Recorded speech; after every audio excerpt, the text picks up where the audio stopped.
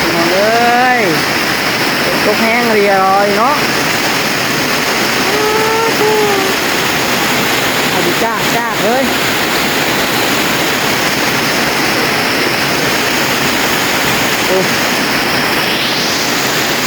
โอเคพี่น้องเลยหลังจากคนห้วยลงมาตกโดนเติบพี่น้องเลยเบิ่งน้ำพี่น้องเลย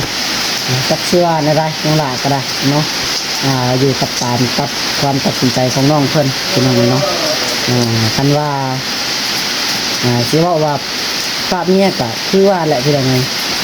ต้องถามอีกน้องที่ทองเบิ่งเอาเป็นยังไงเนาะที่หลายคนก็มิ่นเนาะหลายคนพี่น้องเลยคำสิทธิ์เราเขาบอกขอบใจเวลาที่เม่นมากเนาะให้กำลังใจกันพี่น้องเลยเป็นจังไรน้องที่ทองความรู้สึกในตอนนี้เป็นไง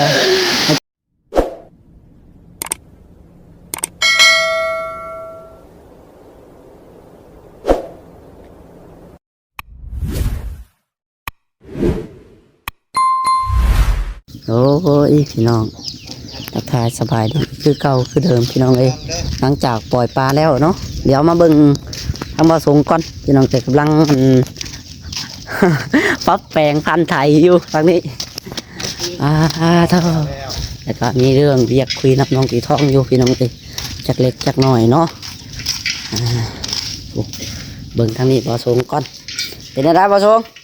โอเคอยู่บ่ได้อยู่บ่ได้เจ๊เจ๊บุคบบ่โอ้ยน้องเนาะกรอบเองเลย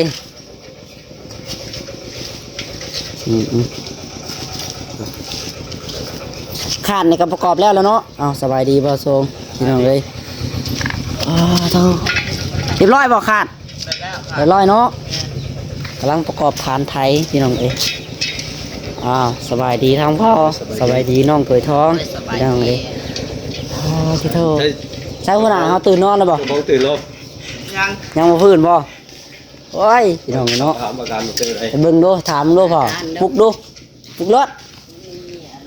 หมู่จะมาถูกมาตื่นอยู่คือว่าแล้วเราอันเมื่อยเนาะใส่สโลมพี่น้องบ่ตีแหละ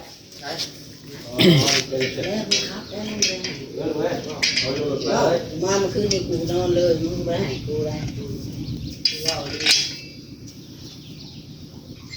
ขอบแล้วเลยนี่ฟันสองคนไทยนี่ว่าเตรียมออกไปไถเนาะมื้อนี้สิออกไปลองรถไถใหม่ได้บ่มื้อนี้คือว่าสิออกไปไถหุดป่ะไถหุดเลยได้เขาจะบ่ได้ลงบ่เขาลงแหละเขายังบ่เอาลงแล้วมันสูงโพดเนาะเบิ่งว่าส่งแล้วครับว่านี่กันแล้วว่าค่อยตัวสูงยังครับยังไหลบัดแขนแล้ววะบัดเฮาสิขาดดิจอดตัวนี้เติม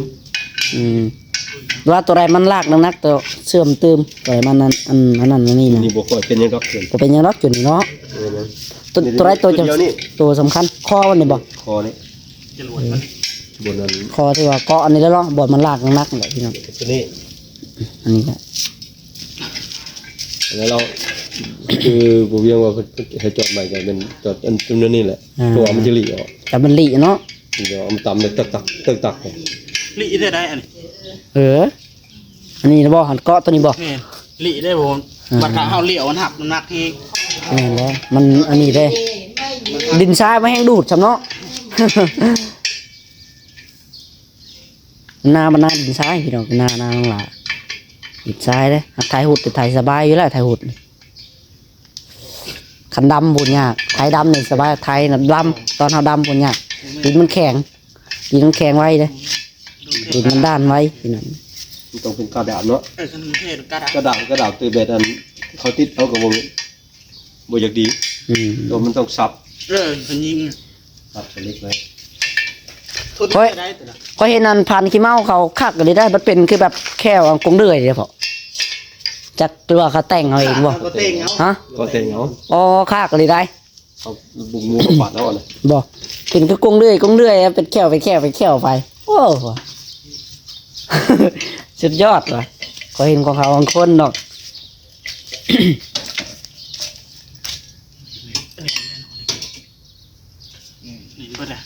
ไหนเนาะแล้วใส่รีบร้อย ยังแต่กระเล็ดยังไม่ใช่บี นี่คือดีนี่ป่ะ มีนะบี บีไปใส่อยู่ใส่อยู่หน้า แกลดยังท่านได้ใส่บ่ ยัง วิ่งก็แล้ว มีเล็กเลยอยู่นี่ เพิ่นไปแถมบ่ซื้อเนาะ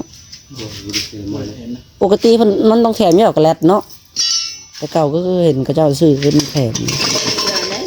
มันช่วงนี้มันต่างกันได้ บ่ก็ว่าต่างไม้ต่างเก่าปีก็ได้พี่น้อง ขนาดปี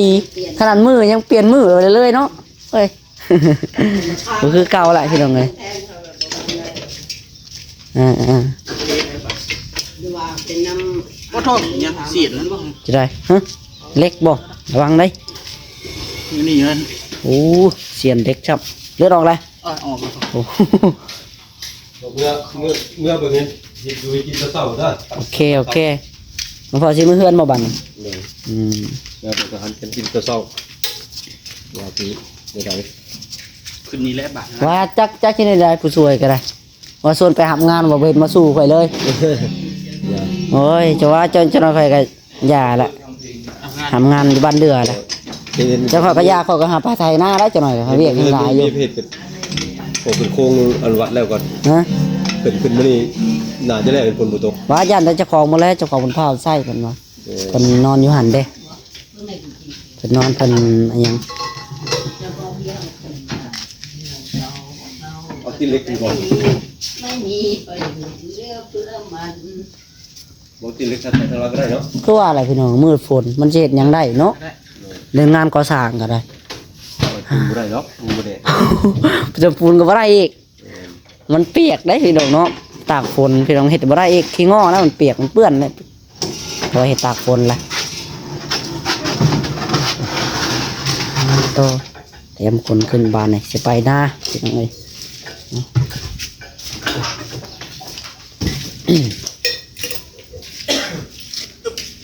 เบาขาดละ เบาบ่ แม่ปกติเรานักอะไรเลย ตัวใหม่ ผมเป็นทองนะ ขาดอันโครงที่สองหนักเนาะ นะ หนักขาดโครงที่สองมัน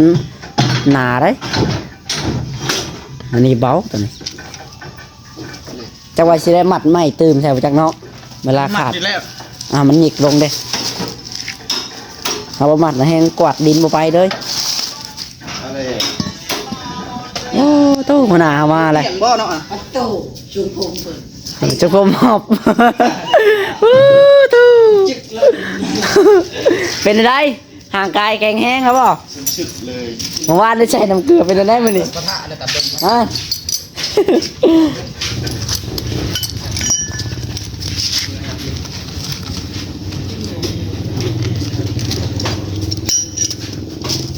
อ๋อตอนพี่น้องบรรยาก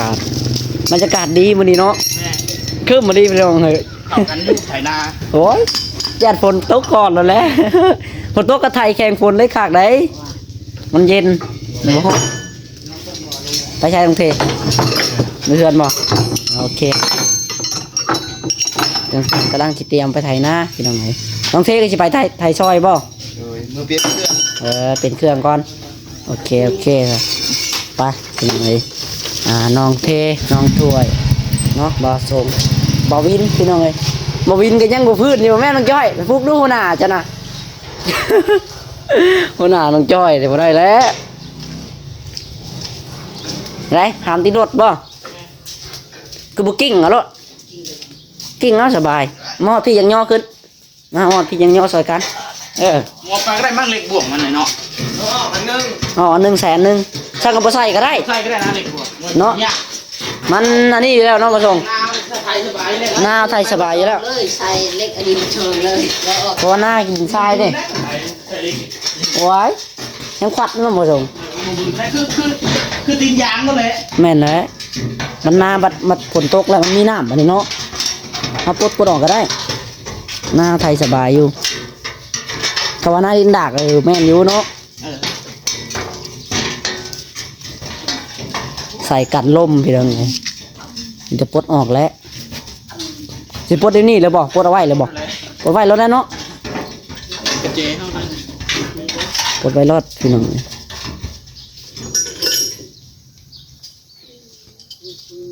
เขาปุ่นประกอบตีนเขาลงเลยแค่นี้ เชียร์ลงบนสองคันนะบ่รถไถ นี่ โอ้ไถบนสองคันนะเนาะคือชิมวนคักพี่น้องเอ้ยเอ้ยน้องหลาก็จะออกไปเบิ่งบรรยากาศพุ่นแหล้วซะเนาะเพราะว่าบ่ได้ไปเวียกได้น้องหลาก็ได้นั่นแหละพี่น้องเอ้ยถ่ายคลิปแท้เศร้าๆเพื่อให้แม่ๆ FC เบิ่งนำกันเนาะย่าน้องหลาพาไปเวียกบ่ได้ถ่ายได้พี่น้องแต่ก็อยากถ่ายตอนบรรยากาศไถนาแล้วพี่น้องนะมันคักเนาะหลายคนม่วนแล้วเราถ่าย2คันครับ เฮ้ย ให้น้ำหลังกันเนาะ เอาไว้แล่นหลังกันรถได้แล่นชาติต่ำ บ่เองเนาะ ใส่เลขสามเล่นเลย ได้แล่นชาติมาต่ำกันเนาะ คอยชิเล่นก้อนรถไทยได้ทัน ไปใส่เลขสามก็นั่งอยู่ เยอะกันหมู่วันก้อนหมูหีด สิต่ำเนาะเล่นก่อนรถไทยนะพี่น้อง ำเล่นก้อนรถไทยเลย นี่รถกำลังหาเลยโย บริหารว่ารถไฟฟ้าอ๋อคันนั้นเนาะบริหารว่าน้องจอยนี่กะ แม่ มันสิใช้ลูกซองครับไปได้ปะจ๊ะแบบไทยลูกซอง ขาดน้ำนั่นยังใส่เลขสามเลย เพิ่นบ่ให้บ่เล่นน้อยมาจักเป็นอะไร คนบ่แถมเนาะบ่ได้ก็ได้ เป็นน้ำบ่เวียงคนลืมถามเขา ปกติมัน ได้เก่า เฮาใส่บ่เล่นน้อยได้ไถนา แม่นบ่ได้มันมีบ่ได้ก็แถมกระแลดก็แถม แต่ก็ช้างมันดอกคือน้องดาว่าวันแหละพี่น้องนี่มันมือมันยังเปลี่ยนไปเรื่อยๆเนาะ ไม่เนาะ มันเป็นปีใหม่มันก็เวลา บ่ได้ได้ เปลี่ยนไปมันอาจสิได้ ยันมา มันต้องถามมันต้องใส่เงินตื่มมาจักอย่างงบให้เพิ่นเบิดเท่านั้นแหละโอเคเอาก็ได้ซะนี่ก็อย่างนั้นเนาะ โอ้ยชื่อเอา สาวเสือเอาสำบ่รอกบ่เล่มาตื่มใส่ กันแล้วก็บ่ได้แพงก็ได้ กระแลดก็บ่แพงนะว่ากระแลดกันเนาะ เอ้ย กระแลดเฮาอยู่หน้ายังอยู่หรอวะเบิดแล้วบ่คือว่ากระแลดเต็มปุกอยู่ บ่รอดเทศเลยฝนตกห้ำเลยมัน อืม ใช่จับไก่นั่นนี่ขี่ จัดจับแปกก็แปกอย่าง จับไก่ของตัวนี้เชียวออกหน้าแล้วไม่ยากดอก บ่จับไก่ก็เกินทันบ่ตัวทอง มันรักได้ตัวทองเลย สำนี่ ก็ว่ากลางคืนนี่สิจับไว้เอ่ยคืออยู่ มากไม่ได้ยอดต้มบ้า โอ้ หลักไก่ เฮ้ยน้องวีด่าเจ้าไก่น้องวี ต้มเด้อวะ ไก่น้องวีน้องวีเราซื้อมาเลี้ยงเจ้าชีวิตต้มกิน เราไปใช้อีกไก่ค่อยเรา รีปิ้งเลย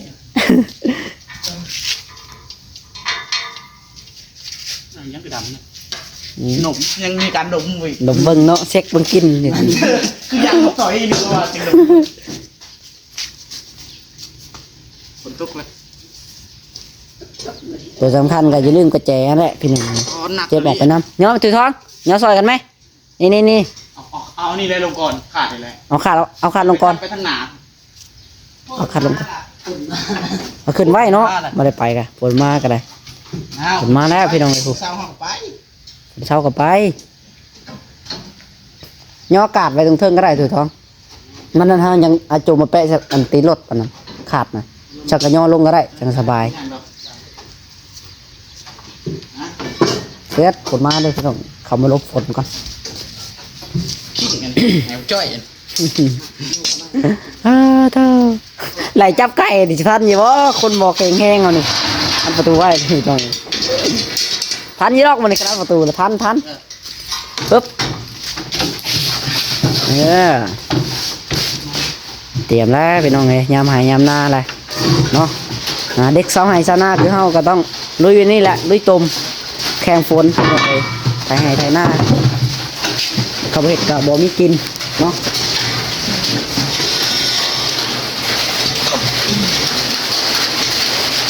อ้าวมาแล้วบ้านเห็นมาแล้วพี่น้องเลย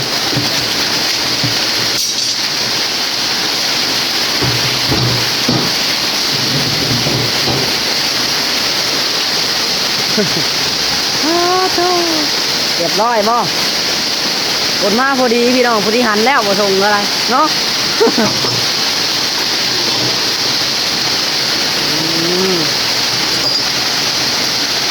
มันสิได้ยินอยู่บ่เนาะเสียงว่าวบานนี่ฝนตกน้ำพี่น้องเลยแล้วบนยินมาจักโอเคพี่น้องเลยหลังจากฝนห้วยลงมาตกโดนเติบพี่น้องเลยเบิ่งน้ำถูกเพื่อนน้องจ้อยแล้วบะนี่เนาะ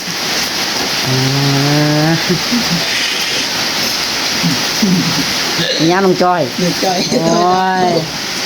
กับโต๊ะก็เสียงแปลกแล้วสิก็สิมาเนาะพี่น้องเลยจักเชื่อในไรน้องหลาก็ได้เนาะอยู่กับตามตัดความตัดสินใจของน้องเพิ่นพี่น้องเลยเนาะคันว่าสิว่าภาพเนี้ยก็คือว่าแหละพี่น้องเลย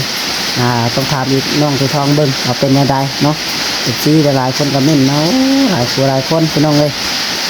คำสิทธิ์ต่อขมกขอบใจเวลาที่เม่นมาเนาะให้กำลังใจกันพี่น้องเลยเป็นจังไรน้องที่ทองความรู้สึกในตอนนี้เป็นไงมันจะคำชีว่าตี แม่เดี๋ยวเล่าเลย เป็นเอซีเม่นมาอยู่ให้ที่ทองปะเลยอยู่เนาะที่ทองนี่ชีว่าสิตอบจังไร ตามมาได้ตามมาได้ คำว่าปลาเมียเนี่ยปลาบ่ได้เนาะถ้าว่าเมียสิปลาเฮาเด้ก็ จ้าโดนไปได้กับเพิ่นแล้วเพิ่นเนาะ แต่เพิ่นก็บางเพิ่นเนาะ ถามเพิ่นมาสิป้าค่ะสิยอดกอยให้ เด้อ ให้ทางน้องป้าเอามาได้เลย เนาะไม่ได้ใจมันหนักเลยพี่น้องเลยเนาะมันหนักมันไปแล้วนี่แหละFCหลายคนก็ว่าโอ้ยสงสารน้องไก่ทองเด้อพี่น้องเลยเนาะได้เมียได้หยังก็บ่คือหมู่พี่น้องเลยเดินไปทุกที่เพิ่นว่า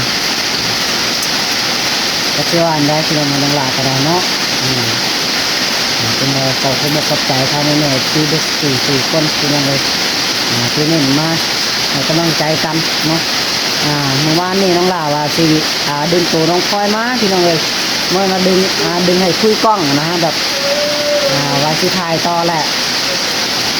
คือเพิ่นผมมานั่งใกล้เถยทองกันเนาะเมื่อวานนี่พี่น้องเลย คนยากไปชวนแบบยากมากว่าที่ชายที่คนยากครับเลยว่า อย่างครับแบบเห็ดแบบเป็นไรพี่น้องแบบบ่สนใจเลยนะคำว่าดีขึ้นดีกันนี่จากที่น้องล่ะเราที่สังเกตเบิ่งพี่น้องเบิ่งคือทรงคือสียากบอกคำตับไปกะสีดีความสุขจังไรก็ให้ถือทองลองไปเบิ่งเนาะไปทองสิตัดตามการตัดสินใจจังไรสิตัดไปเบิ่งบอกในวันในใด เดี๋ยวนี้ยังโง่เพราะว่ายังคุยกันยังโมลงตัวค่ะ บอก เพราะว่านี่ว่าจบว่าจะคุยกันที่เข้าใจกันแต่นี่ยังแจกมาว่าเป็นตั้งเป็นที่อยู่ เสร็จมาอีก แม่มันยังคุยยังโมรู้เรื่องนี่จะให้เขาลงไปคุยให้ก็จะให้ลงไปแบบใด เนาะ ทานเขาเนี่ยเขาบุมียังสิเว้าแล้ว มาเบิดคำว่าเนาะมาบอกไปเบิดแล้ว ว่าเพิ่นบ่เข้าใจน่ะน้องบอกให้เพิ่นขึ้นมาเว้าอยู่พี่นะ เนาะแม่นเป็นยังไง ทานน้องบ่มียังสิเว้าแล้วแต่ว่าเพิ่นขึ้นมาที่ขึ้นมาเว้าแล้วบอกเพิ่น เสร็จมาอีกเนาะว่าธรรมดาที่ผู้เมียจะโทรคุยกันโอ้ลมกันว่าดีๆเนาะ เอาดีๆ เสร็จมาว่าในขั้นในที่ ต คือ อนแรกก็แซ่บไปก็แค่ท้าว่าสิเอาแรงๆว่าก็ถามอะไรนี่แต่ว่าเพิ่นก็แค่ไปว่าเอาแต่เรื่องเก่าที่คิดกันแต่นู่นแหละมาส่งว่าพี่น้อง พอมาเบิด คือแบบมันแบบมาเว้นนี่คือบ่เว้าเรื่องป้าอีก มันมี ได้ แล้ว คู่มือให้เฮาเว้าเฮาสิเว้าได้เฮาบ่ได้อยากป้าอีก เนาะนี่ก็เข้าใจความรู้สึกคือกันเป็นยังไง แค่มาบอกว่านั่น เนาะคำว่าคือให้ที่ร้องป้านนี่คือน้องขึ้นมาแล้วที่นี่เนาะจิตหายใจมันตามบ่ได้เป็นไงคำว่าเมียสิป้ากะอีตามเพิ่นให้เป็นไปตามทางเพิ่น เนาะ เนาะ ป้าเลยสิอยู่โตนะ เลยก็เป็นอย่างนี้นะ ยังบ่เฮ็ดกันแบบนี้น้องมันเฮ็ดกันใส่กันแบบนี้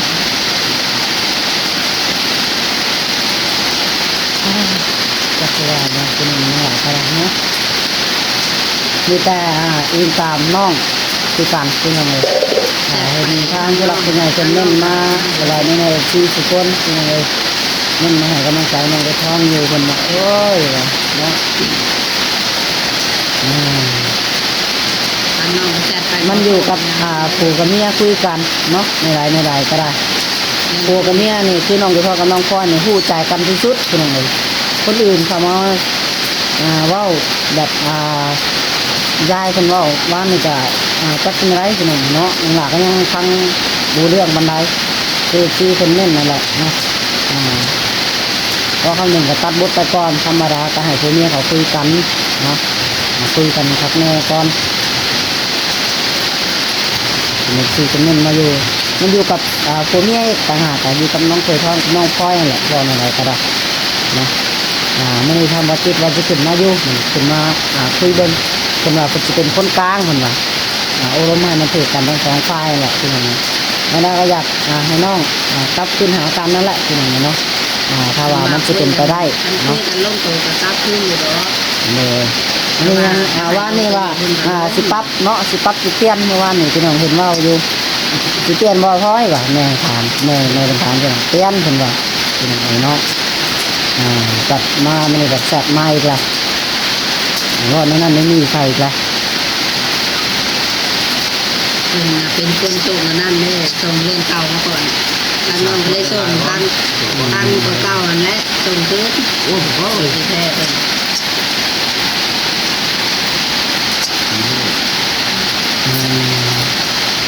เอาพี่น้องเนาะสิประมาณนี้แหละน้องหลาก็ได้จักสิว่านี่ต่อไปพี่น้องเอ้ยมีแต่ให้กำลังใจน้องไก่ทองนั่นแหละสู้ๆเนาะแม่ซีคนเน้นมาหลายผู้หลายคนอยู่ แล้วเขาเบา ทางน้องก็แบบอันนั้นนะแชทไปขอโทษอีหยังเบิดแล้วที่คนที่เก่า โอเคพี่น้องเลยเนาะยังบ่วินเนี่ยโอ้ยเนาะมาตัดเวตัดตอนเคยได้เจ้ากำลังซึ้งอยู่ไหม เอาโอเคพี่น้องเลยน้องหลาจะเดี๋ยวจะคำที่ว่าบรรยายต่อไปแล้วพี่น้องเลยมีแต่ขอจบคลิปแล้วพี่น้องเนาะจักสิว่าในร้านน้องหลานะคำต่อไปก็ไม่จักคำบอกคำว่ามีแต่ให้คอยให้กำลังใจน้องตัวทองนั่นแหละพี่น้องเลยจะมันสิจบไปแบบใดก็ให้ที่เราติดตามเบิ่งนํกันแล้วต่อไปนะพี่น้องเนาะอยู่ทางทำสลักพี่น้องเป็นอีกเล่ากันอีกฝ่ายพี่น้องเลยเป็นน้องพ่อแล้วก็ทางพ่อแม่อีกฝ่ายนั่นที่ว่าในไรก็จะพูดคือกันพี่น้องเลยไม่แม่นว่าจะเป็นแต่อันนี้พี่น้องเลยพี่น้องตัวทองกันเนาะไม่แต่กำลังใจแหละสู้ๆเนาะเด็ดต้องไหนดอกเนาะไม่แต่ทำตัวสบาย